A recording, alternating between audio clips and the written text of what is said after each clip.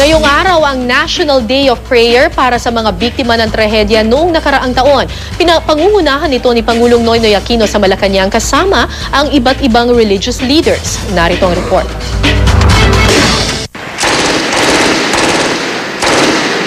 Bakbakan sa Zamboanga.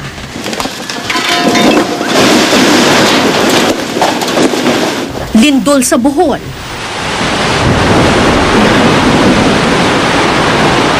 Hagupit ng Typhoon Yolanda.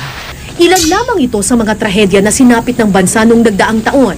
Hanggang ngayon, patuloy pa rin ang pagbangon ng mga nasalantang lugar.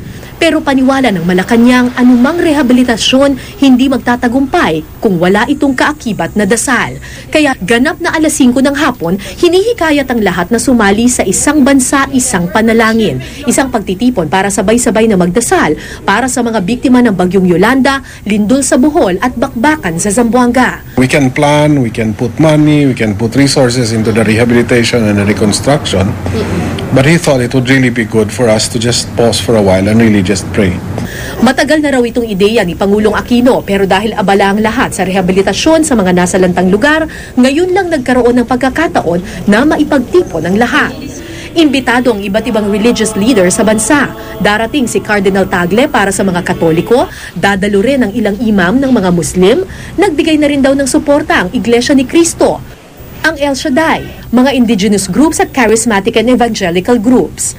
Sa sandali ng mga kalamidad at mga matitinding pagsubok, tumatawag talaga tayo sa Panginoon sapagkat mahalaga na gabayan tayo ng Diyos. Ang mga imam nagpahatid na ng direktiba sa lahat ng moske sa bansa na isabay sa kanilang Maghrib o sunset prayer ang isang bansa, isang panalangin activity ng Malacanang. We will shoot to the word na we Muslims o non-Muslims and the Philippines ay magkakaisa.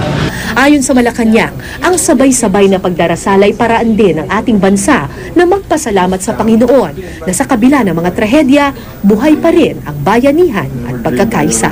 No, this is not a national holiday. That's why what we're saying this is going to happen on Monday at 5 o'clock. So wherever you are, we as a nation will just stop to pray for the country, for the people, for the Filipinos.